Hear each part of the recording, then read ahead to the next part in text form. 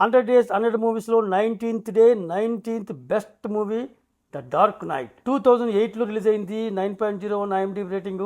ఒక superhero సినిమాకి ఇంత రేటింగ్ ఎలా ఇచ్చారు, ఎందుకు వచ్చిందని అడిగితే నన్ను God versus evil, good versus bad, మంచి చెడుకు మధ్య యుద్ధం ఎప్పటికీ ఉంటూనే ఉంటుంది కదా. ఇక్కడ హీరోకి అంటే మంచికి ఎథిక్స్ ఉంటాయి, హ్యుమానిటీ ఉంటుంది. శత్రువు ఎంతటి విధ్వంసానికి ఆవేశానికి దిగినా రెచ్చగొట్టిన కూల్ గా సహనంతో ధర్మ యుద్ధం చేస్తాడు, ప్రజలకు అన్యాయం జరగనివ్వడం. సో జోకర్ కి బ్యాట్మెన్ కి మధ్య వార్ అనమాట.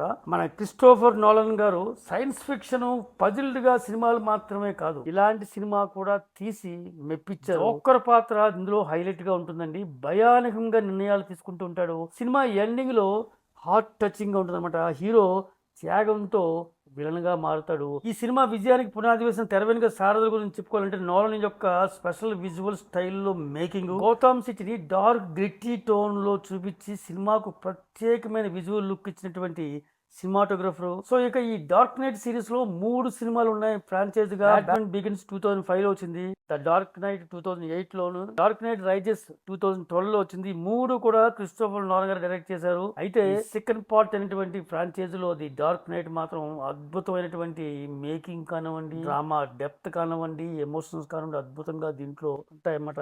ఈ సినిమా జియో హాట్స్టార్లో చూడొచ్చు, మీరు ప్రైమ్ వీడియోలో చూడొచ్చు, యాపిల్ టీవీలో చూడొచ్చు, గూగుల్ ప్లే మూవీస్లో కూడా చూడొచ్చు. హైలీ రికమెండెడ్ మూవీ అని నేను గట్టిగా చెప్పగలనండి ఇది.